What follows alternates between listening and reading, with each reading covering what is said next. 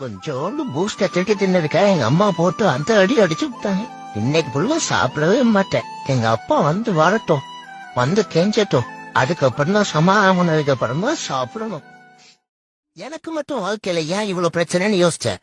அப்பதான் தோணுச்சு, மூக்கு கீழே வாயின்னு ஒண்ணு இருக்கு, அதை மூடிக்கிட்டு இருந்தாலே என் வாழ்க்கையில பிரச்சனை இல்லாம நிம்மதியா இருக்கலான்னு.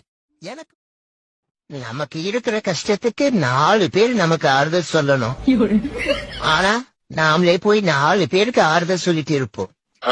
நாம எப்பவுமே வேற லெவல் தாங்க. நிறைய காசு செலவு பண்ணி லண்டன், சுவிட்சர்லாந்து, பாரிஸ் இப்படி எல்லாம் சுத்தினாக்கா வெக்கேஷன்றாங்க. நம்ம ஒரு காசு கூட செலவு பண்ணாம ஊரை சுத்தினா தண்ட சூருன்றாங்க. நம்ம செத்து போயிட்டோம்னு வச்சுக்கோங்களேன், ஒரு சில மணி நேரத்துல நம்ம நண்பர்கள் எல்லாம் போயிடுவாங்க. சில நாட்கள்ல நம்ம ரிலேட்டிவ்ஸ் எல்லாம் போயிடுவாங்க.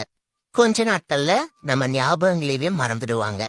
சில வருஷத்துல நம்ம போட்டோ கூட அங்க இருக்குதா என்னங்கிறது கேள்விக்குறிதான். இப்படிப்பட்ட ஒரு வாழ்க்கையில ஐயோ அவன் என்ன சொல்லுவான், இவன் என்ன சொல்லுவான்னு அடுத்தவனை நினைச்சு புலம்பாம நம்ம வாழ்க்கையை நம்ம சந்தோஷமா வாழுவோம்.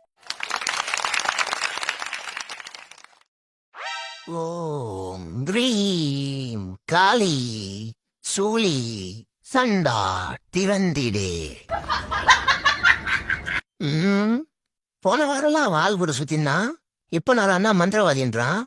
டே பாஸ்கர, நாளாச்சு உனக்கு? என்னை பெயர் கூறி அழைக்காதே, நான் இப்போது முற்றும் துறந்தவன். என் கையில் உலகை வைத்திருப்பவன். நேத உலகத்தை கையில வச்சிருந்தியா? ஏண்டா போன வாரம் ஒரு கொயாப்பழம் வச்சிருந்த, அது கேட்டாவே நீ தரல. ஓம் சண்டா, அவன் என்னை கலாய்த்து விட்டான், அவனை ரத்தங்கக்கவை.